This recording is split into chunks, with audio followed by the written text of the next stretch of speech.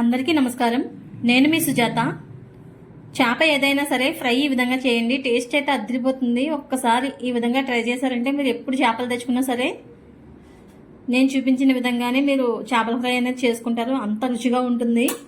చేప ముక్క చాలా జ్యూసీగా, టేస్టీగా, సూపర్గా ఉంటుంది. నేను చెప్పిన చిట్కాలతో మీరు ఈ చేపల ఫ్రై తయారు చేసుకుంటే టేస్ట్ అయితే అదిరిపోతుంది. ముందుగా ఈ చేప ముక్కల్ని సన్నగా కట్ చేయించుకున్న ముక్కల్ని తెచ్చుకోవాలి. అంటే బాగా లావుగా అయితే మనకి మసాలా అనేది బాగా పట్టదు.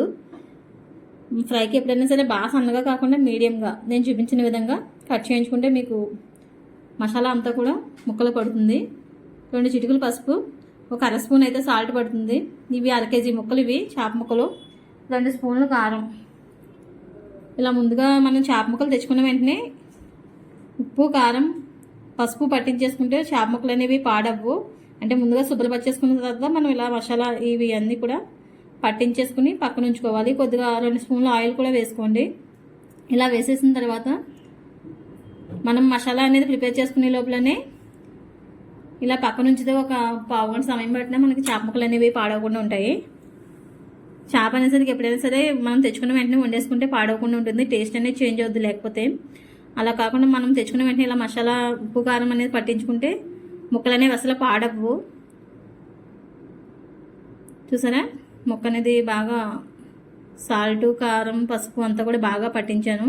ఇప్పుడు అల్లం వెల్లుల్లి పేస్ట్ కోసం అయితే 1 ఇంచు అల్లము, 1 వెల్లుల్లిపాయ ఇలా నేనైతే మెత్తగా దంచేసుకుంటున్నాను. మీరు మిక్సీ పట్టించేసుకోవచ్చు. ఈ మసాలా పౌడర్ కోసం అయితే 1 పావు టేబుల్ స్పూను మిరియాలు, 1 స్పూను జీలకర్ర, 1 స్పూను ధనియాలు, ఇవన్నీ కూడా లవంగాలు 3 ఇవి వేసేసుకుని బాగా మెత్తగా దంచేసుకోవాలి. మీరైతే మిక్సీ పట్టించేసుకోవచ్చు. నేను చూపించిన విధంగా బాగా మెత్తగా దంచుకోండి. అంటే బాగా మెత్తగా కాకుండా మురుముగా కాకుండా, అంటే మనం దంచుకుంటే కొంచెం మురుముగానే వస్తుంది. మిక్సీ పట్టించుకుంటే మీకు బాగా మెత్తగా వస్తుంది. ఇలా నేను చూపించిన విధంగా మీరు పౌడర్ కింద చేసేసుకోవాలి. ఇలా చేసుకోవడం వల్ల టేస్ట్ అనేది సూపర్గా ఉంటుంది. మనం చేపలు ఎప్పుడైతే తెచ్చుకున్నా సరే ఇలా ఫ్రై చేసుకుంటే తినే కొలది తినాలనిపిస్తుంది. ఇప్పుడు నేను నిమ్మకాయ అయితే 1 నిమ్మకాయ 2 ముక్కలు కట్ చేసి జ్యూస్ అనేది చేప ముక్కలకి బాగా పట్టిస్తున్నాను. మనం నిమ్మరసం వేయడం వల్ల చేప ముక్కలు అనేవి మంచి జ్యూసీగా తయారవుతాయి. మనకి ఎప్పుడైనా సరే రెస్టారెంట్లో ఇలాగే నిమ్మకాయ అనేది ముందు పట్టిస్తారు. మసాలా, ఉప్పు, కారం అన్నీ కూడా నిమ్మకాయతో పాటు మొత్తం ముందే పెట్టేస్తే మనకి ముక్క అనేది జ్యూసీగా వస్తుంది. చికెన్ కూడా అంతే. ఇప్పుడు చూసారా, 1 అల్లం వెల్లుల్లి పేస్ట్ అయితే 1 స్పూన్ వేసుకున్నాను. మనం ఆల్రెడీ పౌడర్ చేసుకున్న ధనియాలు, జీలకర్ర, మిరియాలు, లవంగాలు ఉంది కదా, అది వేసేసుకోండి. ఇప్పుడు 1 స్పూన్ అయితే కార్న్ఫ్లోర్ పౌడర్ వేస్తున్నాను. మొక్కజొన్న పిండి ఉంటుంది కదా, మొక్కజొన్న పిండి అది వేసుకోవాలి. నేనైతే చిన్న స్పూన్ వేసాను కాబట్టి మీరు పెద్ద స్పూన్ అయితే 1 స్పూన్ వేసుకోండి. చిన్న స్పూన్ అయితే 2 వేసుకోవాలి. ఇలా మొత్తం ముక్కలకి బాగా పట్టించాలి. ఈ మసాలా అంతా కూడా ముక్కలకు పట్టేలాగా మనం ముక్కలన్నీ కూడా 2 వైపుల్లో కూడా బాగా పట్టించండి. ఇలా పట్టించిన తర్వాత ఫ్రిడ్జ్లో పెట్టుకోవాలి. 1 గంట ఫ్రిడ్జ్లో పెట్టుకునే వాళ్ళు అయితే 1 గంట నుంచి 1 గంటన్నర వరకు పెట్టుకోండి. అప్పుడు మసాలా అనేది బాగా పడుతుంది.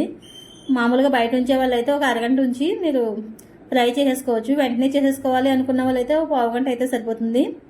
ఇవి మసాలా పట్టించి లోగా మిగతా ప్రాసెస్ చూసేటప్పుడు మనకి మ్యాగ్నెట్ అయిపోతుందండి. మనం ఫ్రిడ్జ్లో పెట్టడం వల్ల మసాలా అనేది బాగా పడుతుంది. మనకి ఎక్కువ కాలం నిల్వ ఉండాలి అంటే ఇలా మనం మసాలా అంతా పట్టించిన తర్వాత ఒక డబ్బాలో పెట్టేసి, ప్లాస్టిక్ డబ్బాలో పెట్టేసి లేదా స్టీల్ బాక్స్లో పెట్టి మనం ఫ్రిడ్జ్లో స్టోర్ చేసుకోవాలి. అప్పుడు మనకు కావాల్సినప్పుడల్లా 1 2 ముక్కలు తీసుకుని వేపుకోవచ్చు. ముందుగా ఇప్పుడు స్టవ్ మీద కడాయి పెట్టి మంట అనేది మీడియం ఫ్లేమ్ మీద పెట్టాలి.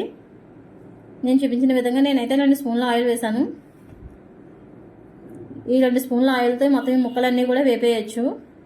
ఆయిల్ అనేది అసలు ఎక్కువ పట్టదు. తక్కువ ఆయిల్తో మీకు ఎక్కువ ఫిష్ ఫ్రై అనేది అవుతుంది. టేస్ట్ అయితే అదిరిపోతుంది. మీరు కూడా ఒకసారి ట్రై చేసి చూడండి.